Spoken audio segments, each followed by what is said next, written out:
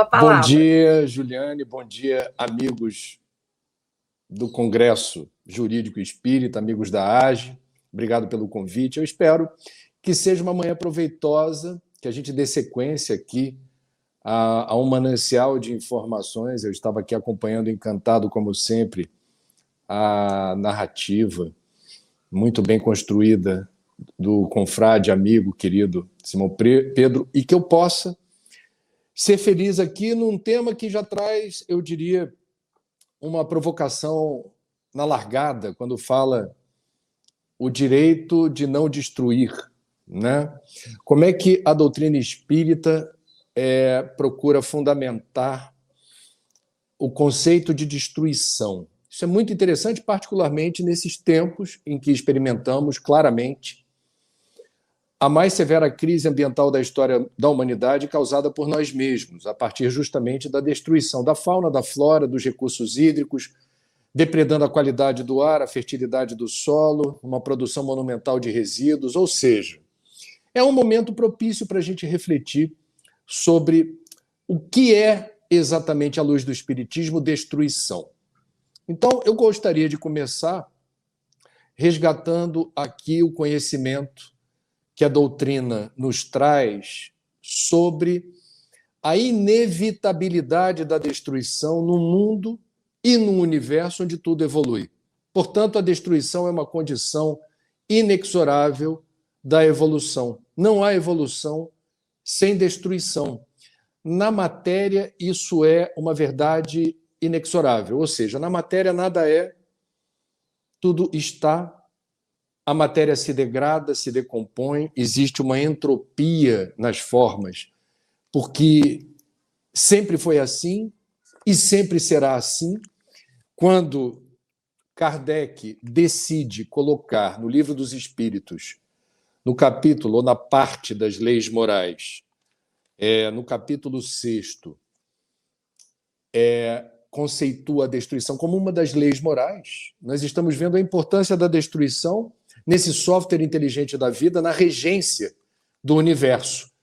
E a questão 728 deixa muito clara a importância do entendimento da destruição como elemento fundamental para a evolução. Não há evolução sem destruição. Kardec pergunta se é da natureza, se é uma lei da natureza a destruição, e a resposta é: preciso é que tudo se destrua para renascer e se regenerar. Porque o que chamais de destruição não passa de uma transformação, que tem por fim a renovação e a melhoria dos seres vivos. Então a gente compreende quando o filósofo Heráclito, filósofo grego, falava do eterno devir, em que tudo rigorosamente está em constante transformação. Eu tenho 55 anos, eu já passei pelo menos por 6 recauchutagens completas de todas as células do meu corpo. A cada 7 a 10 anos, vamos colocar nessa conta, porque não há uma precisão absoluta, nós temos uma completa regeneração celular. É como se tivéssemos habitado, na minha faixa etária, aproximadamente 5 corpos diferentes nessa encarnação, por regeneração celular. E o corpo envelhece. Na matéria, não há como ser diferente, eu estou sujeito à decrepitude e ao eventual colapso orgânico se eu não retornar à pátria espiritual antes disso, se eu desencarnar de velhice. Isso se dará porque todos nós temos prazo de validade. Então, na matéria, tudo é, eu diria, sujeito a essa lei da transformação e da desconfiguração dos elementos que, num primeiro momento, parecem estáveis e, na verdade, não são.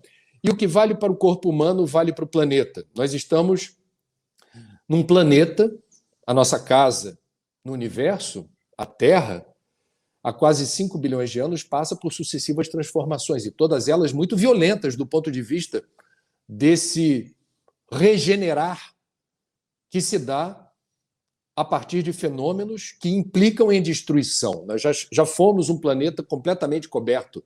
Antes disso, um magma incandescente que se resfriou, já fomos um planeta completamente coberto de água salgada, já fomos um planeta que teve um único bloco de terra, Pangeia, que se fraturou, se fragmentou e deu ensejo ao aparecimento de outros continentes.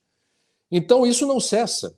Quem é geólogo, quem se debruça sobre o estudo da geologia e divide a idade do planeta em eras geológicas, sabe que essa é uma constante.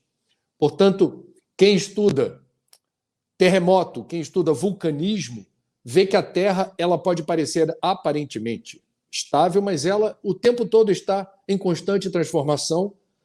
Placas tectônicas assentadas no magma incandescente disputando espaço, tem terremoto todo dia. Dezenas de vulcões ativos expelindo magma incandescente das entranhas da Terra por pressão. Tem que sair, senão explode. E isso enseja um redesenho constante das formas onde nós existimos. Então, tudo isso para dizer, não há evolução sem destruição. E evolução é uma palavra-chave da cosmovisão espírita. Porque se você tiver que resumir numa palavra o que nós estamos fazendo aqui, o que eu faço encarnado nesse planeta, a nós espíritas será mais interessante abreviar a explicação, se fosse para fazer isso, numa palavra, usando a palavra evolução. Bom, nesse contexto da lei de destruição inexorável, pelas razões que eu expus aqui, nós vamos ter os chamados flagelos destruidores. Isso também aparece em lugar de destaque e tem sido muito comentado em função do momento pandêmico em que enfrentamos. Flagelos destruidores. Qual o sentido dos flagelos destruidores?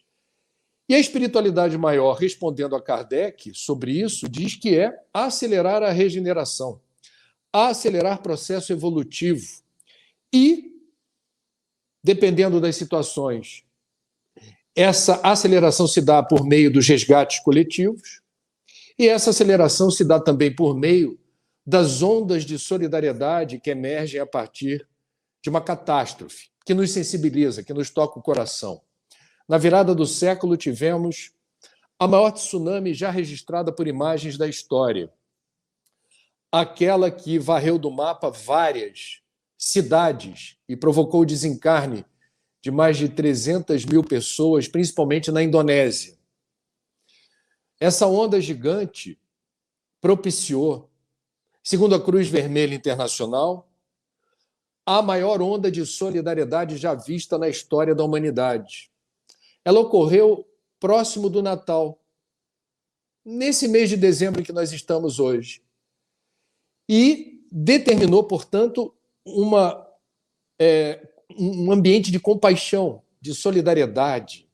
Né? A humanidade ficou penalizada com a violência da tsunami, ceifando tantas vidas ao mesmo tempo, e ocorreu, então, a maior onda de solidariedade da história, metaforicamente aí onda, com perdão do trocadilho, com uma avalanche de ajuda material, milhares de voluntários, recursos públicos e privados canalizados para a reconstrução dos lugares destruídos pelo tsunami e pela assistência às famílias destroçadas por essa catástrofe. Então temos aí nos flagelos destruidores, do ponto de vista espírita, sempre haverá um propósito, um sentido, porque Jesus está no comando e Deus soberanamente no controle de todos esses eventos. Avançando na lei moral da destruição e refletindo sobre os flagelos destruidores, cabe-nos também inserir as pandemias nesse contexto. Nesse capítulo, nós vamos começar a perceber a possível ingerência do homem em fenômenos naturais. E aí é importante a gente começar a descolar a destruição, do sentido espírita, da destruição causada por nós, que não devem ser confundidas como sendo o mesmo objeto de estudo. Nós estamos tendo cuidado aqui de colocar a destruição causada por fenômenos naturais, à luz do Espiritismo, e inserindo no capítulo dos flagelos destruidores, vou falar da pandemia que nós ainda não resolvemos, para começar a fazer uma outra leitura da destruição não associada às leis de Deus, à vontade de Deus, mas uma destruição resultante do livre-arbítrio do homem. Então vamos lá. Os vírus que provocam pandemias, por natureza, são mutantes. Os vírus sempre procuram sofisticar os meios de ultrapassar a barreira imunológica de outros seres vivos para encontrar hospedeiros. Portanto, a natureza capacitou o vírus, que é uma forma de vida muito rudimentar e simples, mas que tem um poder devastador quando ameaça a nossa resiliência física. O vírus, por natureza, é mutante, sempre foi assim. Portanto, é interessante observar que todas as pandemias tiveram origem em zoonoses, doenças transmitidas por animais. Até aí, estamos falando das leis da natureza. Onde é que entra a pimentinha antrópica? Onde é que nós entramos nesse bolo aí? E não entramos bem. São inúmeros os estudos que demonstram que, à medida em que nós promovemos desmatamento e nós reinventamos as rotinas que dizem respeito aos animais nos processos de criação, abate e consumo, nós aceleramos o processo de transformação do vírus. Vou dar um exemplo. Desmatamento, avanço desmatamento nos grotões da floresta, há animais endêmicos que só ocorrem ali com suas doenças que estão sob controle naquele território. De repente, nós acessamos esses animais endêmicos com suas doenças, seus micro-organismos patogênicos, e o vírus que está atrapalhando a vida desse animal, com essas doenças que ocorrem nesse lugar, distante dos centros urbanos, esse vírus encontrará aí um desafio, que é como eu posso alargar o meu horizonte e encontrar novos hospedeiros. Então, veja, a ação do homem através do desmatamento precipita, não é opinião, isso é ciência, o eclodir de novas pandemias, a partir da aceleração desta mutação viral. Nós turbinamos a mutação dos vírus e precipitamos o risco de mais pandemias com mais severidade. O processo de criação para engorda, abate, manipulação de vísceras dos animais e comercialização constituem, por sua vez, principalmente os animais de caça, mas isso também vale para animais criados para o abate, que não seriam animais de caça, riscos mensuráveis, constatados, de aceleração do processo de mutação viral. Então, eu estou dizendo aqui o seguinte: lei de destruição, lei da natureza, mas nós podemos agravar o processo em que os mecanismos de destruição inerentes à natureza se expandem e se voltam também contra nós. É muito importante a gente ter consciência disso, e eu peguei o exemplo da pandemia porque ela ceifou mais de 610 mil vidas no Brasil até o momento, e esse processo não está resolvido totalmente. A vacinação, graças a Deus, ainda que tardia, determinou uma contenção na maneira como o vírus encontrou espaço para se propagar no Brasil, mas não está ainda sob controle. Nós estamos falando de um processo em que, não obstante a natureza esteja presente nas suas leis, o homem pode determinar rotas mais ameaçadoras e destruidoras do que o software inteligente da vida permite. Então, nós podemos sim interferir nisso negativamente e pagamos um preço. Há também uma questão espiritual inerente ao nosso relacionamento com os animais. Duas perguntas do Livro dos Espíritos, no capítulo da Lei de Destruição. No século XIX, Kardec já se preocupava com a maneira como nós destruímos. O verbo é usado por Kardec. Animais. A questão 734, Kardec pergunta: em seu estado atual, tem o homem o direito ilimitado de destruição sobre os animais?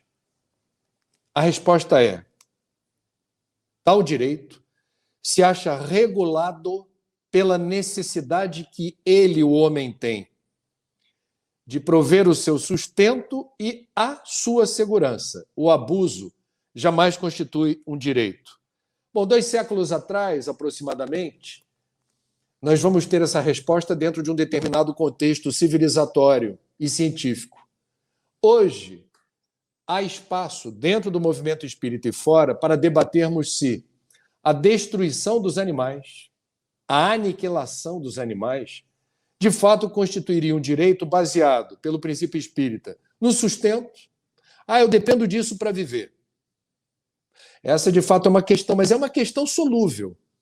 A gente não pode condicionar o abate de animais apenas ao sustento, a destruição de animais apenas ao sustento. Também não podemos hoje, em sã consciência, dizer que esse é um debate aberto. Mas ele existe na sociedade e precisa estar dentro do movimento espírita.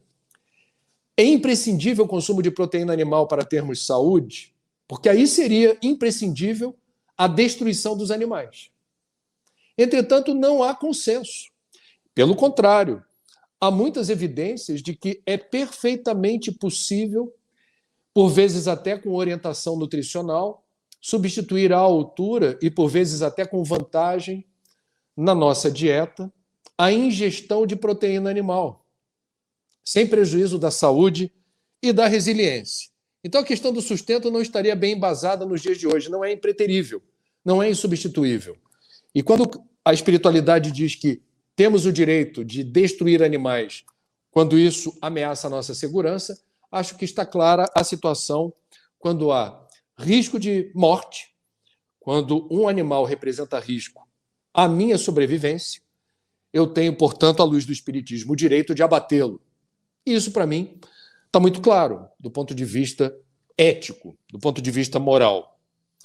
A caça, também do ponto de vista espírita, não constitui, do ponto de vista do direito divino, da lei de Deus, o prazer de caçar não deveria justificar o abate de animais. Lembrando que os animais sentem dor, os animais sofrem, os animais fazem parte da nossa rota evolutiva, o princípio espiritual, ele atravessa todos os reinos da natureza, mineral, vegetal, animal, estamos estagiando no reino nominal, e os animais, e também vou evocar aqui a memória do período pré-vacinal da pandemia, quando a orientação sem vacina era nos refugiarmos, evitarmos o contato interpessoal e a aglomeração. Quantos animais foram fundamentais para a nossa resiliência psíquica e emocional? Quantos animais nos salvaram da insanidade, aliviaram a dor, suportaram a nós nos momentos de solidão, de saudade, de dificuldade de seguir em frente. Então, é uma questão que diz respeito também à lei de destruição, o suposto direito de aniquilarmos animais. No século XXI, essa questão hoje, ela vem à tona, inclusive dentro do movimento espírita, de maneira muito bem embasada e fundamentada. Ainda falando da lei de destruição. Nós experimentamos, do ponto de vista científico, sem dúvida alguma, o período de maior destruição, a maior crise ambiental da história da humanidade. Essa crise é causada por nós, nossos hábitos, comportamentos, estilos de vida, padrões de consumo. Essa crise tem a nossa digital, o nosso DNA. A crise, portanto, abala as estruturas que suportam a vida. Quando a gente destrói biodiversidade, quando a gente polui o ar, quando a gente degrada a qualidade das águas, quando a gente gera uma quantidade avassaladora de lixo que não se degrada, nós estamos determinando uma mudança da natureza. Então, eu falei das eras geológicas, os geólogos que explicam como é que é possível dividir a idade da Terra em eras, e eu poderia aqui ratificar dizendo: nós estamos experimentando, e é uma corrente da geologia que ganha prestígio, uma nova era geológica denominada Antropoceno. É a primeira vez na história que uma única espécie, a nossa, determina impactos sobre os ciclos da natureza de tal ordem de grandeza, num patamar, que nós alteramos esses ciclos. Isso é muito evidente na crise climática. Nós alteramos o sistema climático a partir da queima progressiva de petróleo, carvão e gás, destruição de florestas, matéria orgânica do lixo que se decompõe a céu aberto, mas principalmente combustíveis fósseis. Nós alteramos a resolução desse software climático que durante bilhões de anos nos protegeu de um calor intenso vindo do Sol. A atmosfera serve como o efeito estufa, né? Os raios de sol entram no planeta, em contato com o solo geram calor, parte desse calor se expande na direção do espaço, se volatiliza, e parte desse calor fica na Terra. Portanto, nós temos hoje, graças ao efeito estufa natural, com essa colcha de gases em torno do planeta, a temperatura média do planeta é em torno de 15 graus centígrados, que é uma temperatura que permite que a gente reconheça a vida tal qual a vida é. Agora, nós estamos lançando uma quantidade tão grande de gases estufa que a Terra não tem mais a capacidade de metabolizar esses gases. E eleva-se a temperatura média do planeta. Aí temos um problema. A elevação da temperatura média do planeta está provocando, eu não estou falando de futuro, eu estou falando de presente, o degelo acelerado dos polos e dos cumes gelados do planeta. Gelo está virando água numa proporção preocupante. O nível do mar está subindo. Subiu no século passado a uma taxa de 1,3 milímetro por ano em média. Nos últimos 30 anos subiu para 2,7 milímetro por ano em média. A projeção para os próximos 20 anos é um crescimento de 5 milímetros por ano em média. Parece pouco, mas só essa elevação já determina uma mudança, mais uma, do planeta, mas essa com a nossa digital, o nosso DNA, na resolução geográfica dos continentes. Zonas costeiras sob ameaça. O mar está subindo. Fato. Isso não é opinião. Fato. Nós temos eventos climáticos extremos mais devastadores, ciclo de chuvas mais fortes e de estiagem e seca mais severos. Desorganizamos o sistema climático. Isso não pode ser atribuído a Deus. Essa não é uma destruição cíclica da natureza. Nós somos os responsáveis diretos pelo aquecimento global, que nesse momento ocorre com muita clareza. Existe um mapeamento muito bem delineado da Revolução Industrial Contemporânea de Kardec para cá. Nos últimos 200 anos, aproximadamente, nós nos divertimos produzindo crescimento econômico com queima de carvão, mineral, petróleo e gás. Isso nos atrapalha, isso ameaça a vida, isso ameaça a segurança, isso ameaça a saúde, isso ameaça a economia, isso ameaça principalmente os mais pobres. Então temos aqui um desafio civilizatório. É possível reduzir o fenômeno do aquecimento global? Claro que sim. A pergunta não é se é possível, a pergunta é se queremos. E os grupos econômicos, principalmente, que se locupletam da velha forma de gerar energia, dos crimes ambientais alusivos à destruição das florestas, prefeitos lenientes que permitem os lixões crescendo sem buscar meios de compensar as emissões da decomposição da matéria orgânica, fazem parte desse pacote destrutivo. Eu poderia discorrer sobre outras crises, mas a mãe de todas as crises ambientais, da destruição do sistema climático, nós somos responsáveis por isso. Nós espíritas gostamos de dizer: em dúvida sobre o que fazer, A quem devo recorrer? Onde buscar inspiração? Nós gostamos de dizer, Jesus é o nosso modelo e guia. Jesus. O que Jesus faria no meu lugar? Então, quando a gente pega essa destruição antrópica causada por nós, à revelia das leis de Deus, quero frisar, à revelia da natureza, quero frisar, e busco Jesus como modelo e guia, o que Jesus faria? Essa é uma boa questão, espírita, filosófica. Se a gente for buscar inspiração no livro A Caminho da Luz de Emmanuel, psicografado por Chico Xavier, nós vamos encontrar importantes informações ali que aludem à criação do planeta, com Jesus, já um espírito crístico, evoluído, sem imperfeições, com o mandato sideral de presidir os fenômenos que resultaram na formação da nossa casa planetária. E Jesus fez isso com amor, com esmero. Jesus criou com um numeroso grupo de engenheiros siderais toda a regulação dos fenômenos químicos, físicos e biológicos para dar suporte à vida no planeta.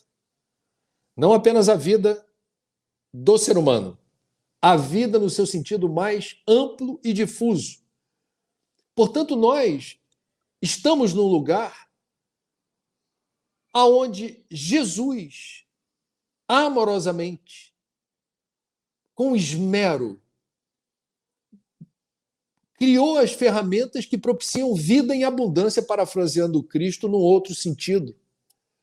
A vida é resultado do amor de Jesus nesse planeta, expressando o amor de Deus. Então, se eu quiser buscar inspiração em Jesus como modelo e guia, eu não posso ser avalista da destruição antrópica, daquilo que Jesus diretamente, ele próprio, e não foi simples, não foi rápido, foi um processo longo de modelagem. A Terra era um laboratório vivo de experiências que precisavam resultar no supremo objetivo da vida, ou das múltiplas formas de vida. Depredar a vida não é algo que remeta ao cristianismo. Destruir o meio ambiente é seguir na contramão das leis de Deus, nos termos que eu tenho aqui reportado. Se eu quiser ainda na doutrina espírita buscar outros elementos de inspiração para entender Jesus diante da destruição do meio ambiente, onde está?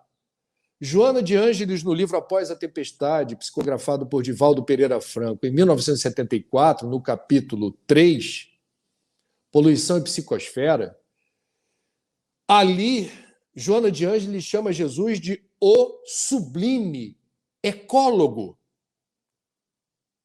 Não é direito do homem destruir as bases de sustentação da vida, não apenas da sua, mas da natureza. Porque nós dependemos da natureza para existir. Não se dá o contrário. A natureza não depende do homem.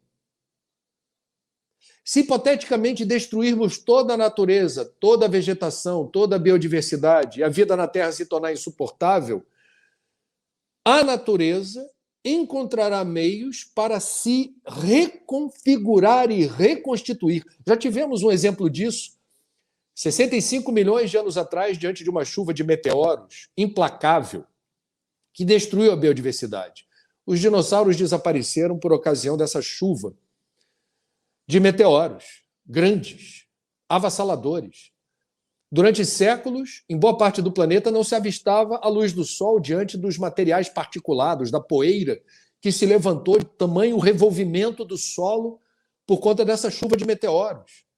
Aniquilamos a vida. Nós não.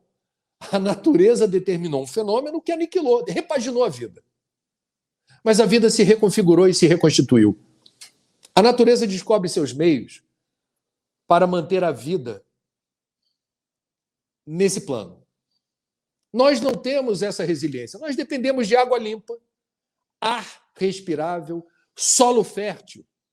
Nós dependemos da natureza. A natureza não depende de nós. Portanto, o slogan do movimento ambientalista, salvem o planeta, não faz mais sentido. É salvem-se. Salvem-se.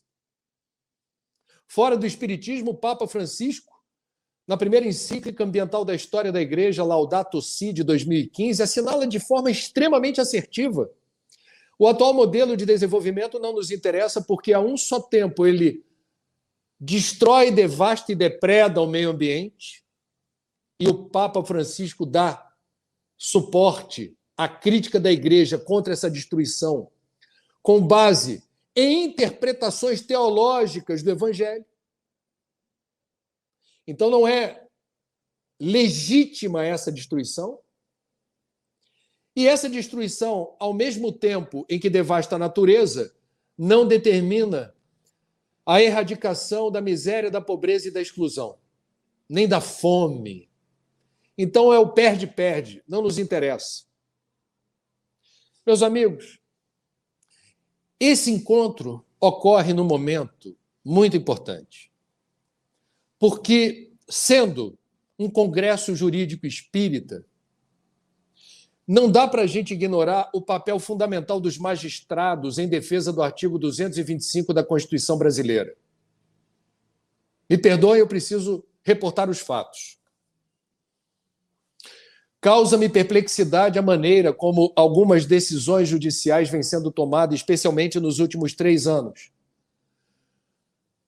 validando o que até aqui os fatos demonstram ser uma depredação sistemática do governo central às leis, portarias, normas e resoluções que protegem a fauna, a flora, as bacias hidrográficas e, de acordo com a Constituição brasileira, não é possível a qualquer governo, em qualquer nível federativo, governo federal, governos estaduais, governos municipais, não é um direito de qualquer governo infligir a cláusula pétrea da Constituição que determina a proteção do meio ambiente. É dever do Estado brasileiro proteger o meio ambiente.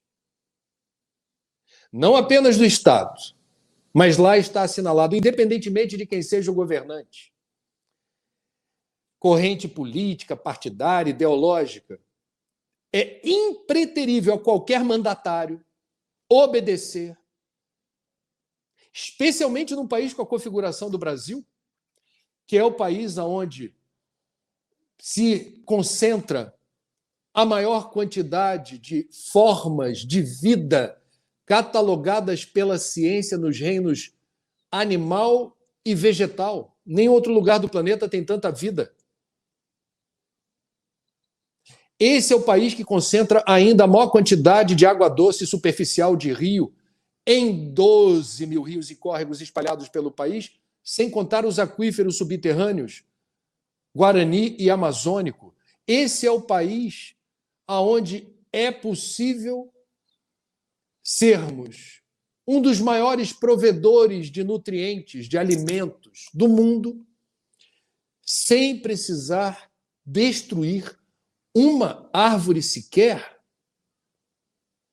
Esse é o único país do mundo com nome de árvore. Esse é um país que tem um destino muito importante e estratégico para o mundo de regeneração. Porque, dado que a escalada de destruição mundo afora é avassaladora, o Brasil, nós brasileiros não somos donos de nada. O território nacional, do ponto de vista jurídico, por questão de soberania, é nosso. Mas eu quero trazer uma questão espiritual. Nós estamos aqui de passagem, o Brasil prosseguirá. O Brasil mais destruído, o Brasil depauperado, o Brasil devastado pela sanha de destruição de certos setores da economia com a complacência do Estado, poderão determinar uma destruição, o abuso da destruição que está assinalado no Livro dos Espíritos. O abuso da destruição jamais constitui um direito. Questão 734. O abuso da destruição jamais constitui um direito, porque ele depreda a esperança. Ele condena as gerações futuras e já está condenando algumas gerações de brasileiros a cenários de escassez inacreditáveis. O povo que acompanha esse congresso lá de Ribeirão Preto,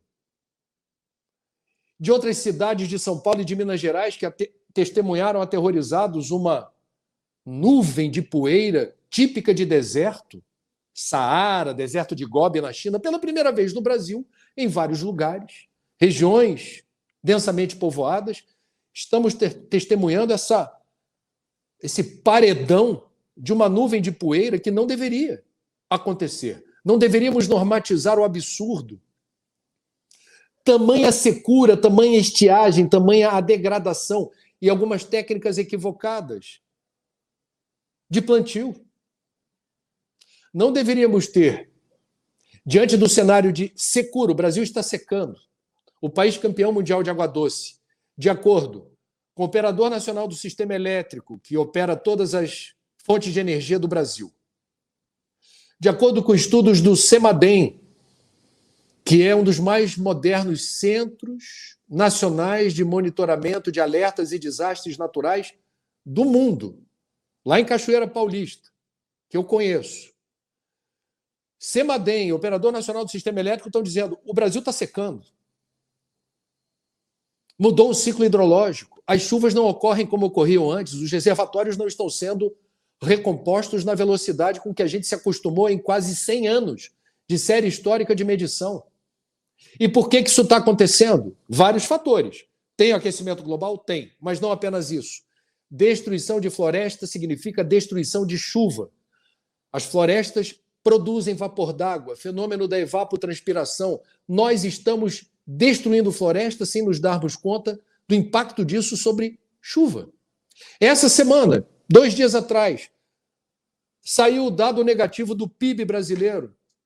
PIB negativo, crescimento negativo. Principalmente pela queda do agronegócio, menos 8%. O que o agro alegou como causa desse péssimo desempenho? Fatores climáticos. Ocorre que alguns setores do agronegócio contratam palestras de negacionistas climáticos, que são a absoluta minoria da comunidade científica, para fomentar a ideia que não há problema nenhum com o clima no mundo. E aí eu vou chegar no magistrado, eu vou chegar na área do direito, que é a área particularmente sensível à AGE. Como jornalista, eu tenho testemunhado, perplexo, pela primeira vez na história, que 9 ex-ministros que serviram a diferentes governos, inclusive muito antagônicos do ponto de vista ideológico, já escreveram 4 a 5 cartas diferentes, cartas conjuntas, denunciando o absurdo do desmonte das políticas protetivas do meio ambiente, que não são de governo, são políticas de Estado. Isso nunca aconteceu na história da nova República, porque na velha República não tinha Ministério do Meio Ambiente. Testemunhei várias ações movidas, principalmente pelo Ministério Público Federal, entre outras instâncias, inclusive ações populares, provocando o judiciário dizendo: estão rasgando a Constituição. O artigo 225 está sendo pulverizado. O meio ambiente pertence ao Brasil, não pertence a um governo.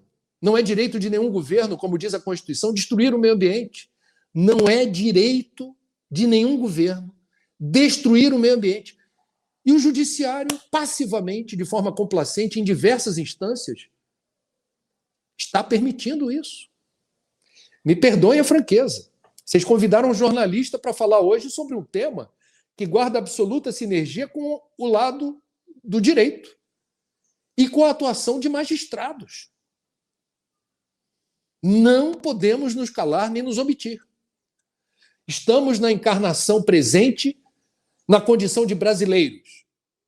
Se existe um congresso jurídico espírita que debate diversos assuntos à luz ou contemplando aspectos do direito, das leis e principalmente da Constituição, e eu fui instigado a falar sobre a questão ambiental, se é direito, se há direito, em nós promovermos o direito de não destruir, né?